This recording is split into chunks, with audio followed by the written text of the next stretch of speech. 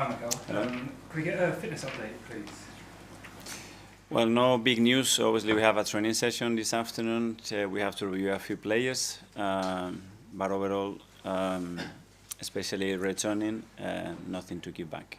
And a first Champions League game of this campaign at home, how important is that moment? Yeah, really looking forward to it. This is the kind of nights that we want to experience, we want to have against an unbelievable opponent, and we're just ready for it. And so far this season, you've had to show so many different types of mentality. 10 men at Manchester City, losing the lead at the weekend and going right to the final whistle to win. How pleased have you been with what the mentality that the team have shown so far? Yeah, as you said, a very different one. You know, we end up having to play a very different game in the second half against City, and at the end losing 2 points in the last minute. We did completely the opposite, playing a low block like we did against them, and with different challenging, but watching the game back, the amount of things that we generated, so pleased with the team. Can I just clarify some of those injuries? Ben White didn't play on the weekend. Is there a chance he can make it tomorrow night? And also, there are unconfirmed reports about Ricardo Calafiori leaving the game in tears after a problem with his knee. Can you sort of dispel those myths or otherwise? Yeah, those are the two players that are in contention, and we have to review today. But the Calafiori is not a serious injury. The news well, about no, him we leaving didn't do in any tears. training session yesterday. Obviously, it was a bit emotional after the game, and let's see how it is today. Okay, and for you, PSG was your first professional club. I wonder, you've spoken a little bit about what it did for you. How's it shaped you into the manager that you are and the manager that will step out at the Emirates tomorrow night?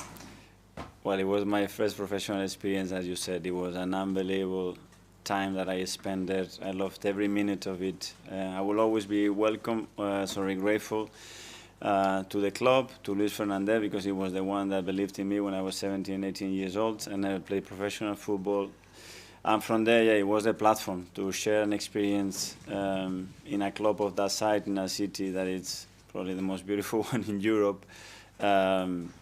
An experience that stayed forever, with teammates that helped me and shape, as you mentioned, who I wanted to be as a player, and then as well, I think, igniting something in me to become a manager in the future. And there were some very important individuals in that part of my career. Yeah, hi, how are you? Hi. When you went to PSG, you played with some great players there, but they wanted to keep you, but you went back to Barcelona. Can you just tell us what it was like to play with the standard of players you played there, and why you didn't stay in France? Well, unbelievable. Ronaldinho, Anelka, Okocha, Pochettino, Gavi Heinze, all unbelievable players. I wanted to stay there, but I was in that moment owned by Barcelona, and they didn't find an agreement, and then I had to do something else. But I was so happy there, and I wanted to stay there, but at the end I have to do something else. This is football. Absolutely. And then you came to England. Did you ever get close to going back there as a player? No. Once I was here, then my career started to develop here, and it's been a few years in there. And how important has it been this season to show you can win games like on Saturday in the last minute in injury time, or other games where you put them to bed much earlier? How good this season, the different ways you've won games? Well, it shapes, I think, the character and the body of the team, you know, that they have the certainty that they can win in any context, that they can adapt to very different contexts during matches. The Champions League demands that you can pretend to play against this kind of opposition and dominate 95 minutes. It does not happen at this level, so you have to be really good in other phases as well to stay in the game, to be comfortable there, and still have always a belief and intention to win it. Josh? Hi, Michael. Hi. Last season at home in the group stage, it was 3 wins, 12 goals, none conceded. What is it about Champions League nights at the Emirates that's so special, do you think? Well, everybody's looking forward to it. We missed it for a number of years, and last year it was the first one after so many years that we had the experience to do it. The group stage is a bit different this season. The opposition we're going to face tomorrow is probably at the highest level that you can find in European football, but honestly it's a great opportunity for us to see how we deal with that night, how prepared we are, and how we can impose ourselves in this kind of context. Simon? Mikel, can I just ask you what your memories of Luis Enrique were when you were at Barcelona, and did you sort of see then that A smile on my face. Huge admirer of him. An unbelievable personality, you know, huge charisma, huge energy, very supportive with the young players, always. And what I love about him is that whatever he's been as a player or as a manager, his fingerprints are all over the place. You know, you can sense that that's his team. You can see now PSG, that's his team. The way the players behave, the way they want to attack, they want to dominate games, the spirit, the energy that they have. He has this unbelievable power. You know, he's done it in all the clubs that he's been. He did it with Spain, with the national team. And then his approach to life and his profession, something to really look at, and I learned a lot of things of him. I mean, how much did he influence you, particularly in the ways his management teams, like that Barcelona side he had with Messi, Suarez, Neymar? If you looked at that and seen an admiration, something that's...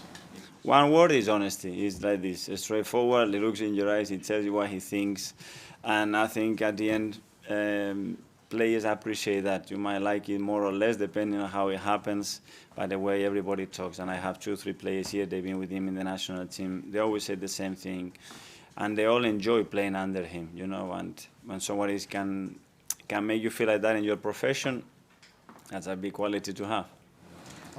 Hi Mikel, I was just going to ask about Jurien and Ricardo, because started the last 2 league games as your fullbacks, and I guess have they brought something to those positions that you didn't really have last year, even with Jurien when he was injured, that you probably wanted a little bit earlier? Yes, obviously we missed Jurien 11 months and Ricky wasn't here. There are 2 players that have, first of all, the football brain, the intelligence, the courage, the quality, and the adaptability to you occupy different spaces, both attacking and defending. And that gives the team, you know, a different flow, different dynamic, very unpredictable for the opponent to defend certain ways, and both huge personality to play, which I love. On that unpredictability, is it the fact that all your fullback options have their own little qualities that are different to each other that makes it so good for you as a coach to pick and choose when you use one or the other? Yes, they have to have one in common, that they have to love defending first, because they are defenders, and after that every quality that we add is great. But as well, playing fullbacks, natural foot, especially when we play inverted attacking midfielders and wingers many times, for the flow of those units is incredibly important, and you could see that the weekend as well. Okay. Hi Mikel, you spoke a bit about Jurien as a player and what he's like on the pitch. I'm just interested to get a bit of a sense of his character off the pitch and what he's like sort of around the training ground, what he's like in the dressing room, that kind of thing. A leader, a guy that is constantly thinking how can I help others, bringing unbelievable energy and commitment to everything that he does in the very little time that he's been with us, and especially with the amount of time he has spent on the pitch, for everybody to speak so highly of him, to respect him and look at him in the way that they do. It tells you the story of the kind of personality we have in that team. And obviously when he was out last year, you worked really hard to keep him close to the team. Can you just talk me through that process of keeping him near and keeping him involved, and why you felt that was so important for him? Well, just getting in his shoes, you know. He comes from Ajax, he was the captain there, big move, different country. He comes here with his expectations, he starts really well, and he gets injured on the first game. And then what? You know, you have to look ahead, 8, 9, 10, 12 months maybe, difficult periods. And if you are disconnected to the team, you can feel very lonely and far from the expectation that you had. And this can be very disappointing and very difficult to handle personally and emotionally. And he did completely the opposite. You know, he started to build unbelievable relationships. He started with physios, with the teammates. They started to gather all the information about how we were playing. He was in every meeting, and that really helped him, I think, to develop himself as a person, but as well to understand what we wanted in a much better way and be prepared when he was back. Thanks. Hi, Mikel. Hi. How highly do you rate PSG, and what sort of message do you think it would send out tomorrow night if Arsenal can beat them at the Emirates? Well, really tough. You know, they are an exceptional team. They dominate every phase of play, a team that it's very clear in intention how they want to dominate the ball, the game through the ball, and when they don't have it, they want it straight back. They are really aggressive with it, and they confront you. That's Luis, you know. Everywhere he plays against any opponent in any context, that's the way they do it, and that's the biggest strength that they have. Okay, we've got a couple more in English and we've got a couple in Spanish and then French at that, so we'll go on. How much tomorrow game is very important? Arsenal is 1 point, PSG is 3 points. If Arsenal win, it will be avoid to play another 2 games. How much tomorrow is very important for you and for the player? And the second one, now both of you as a coach with Enrique, how do you feel about you are one of the coach, one of the most successful one in the world, and he is as well. It is making a difference for tomorrow game. Well, the first question, yeah, of course, we want to win the game, and we know after the draw in Atalanta, with the number of games that we have still, is going to be really important. Nothing is going to be decided, obviously, tomorrow. And regarding Luis and I, yeah, we both want to do the best for our clubs. Obviously, he's won, I think, every competition that you can imagine already in his career. He has transformed now a club that has a very clear identity under him. And that's a big achievement, the way he's done it personally. So, yeah, a very good test for all of us. Okay, Davide? Hi, Miguel. Going back to Calafiori, despite independently if he's going to play or not, what have you seen from him so far that has allowed him to play so well? How willing he is. You know, the moment I spoke with him on the phone the first time, he wanted to come here. He understood what we wanted straight away, and he felt that he was going to be a perfect fit here. And he was. He landed, big smile on his face. He's got this energy, this aura around him that is very likable. And then he's a fighter. He's a player that wants to play in the way that we want to play, and he would do anything for the team. So straight away, when you have those qualities, I think a lot of things have to be wrong not to succeed.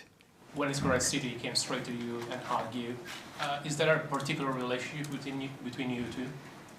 Like with all the players, we try to give them the best possible environment for them, for the families to feel in the best way. I think he appreciates the efforts that the club and every member of the staff has done since his arrival to make his life the best possible way, and I think he's enjoying it.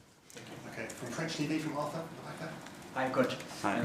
We have just learned that Ousmane Dembélé is not in the PSG squad. It's disciplinary issues. Does it change something for you?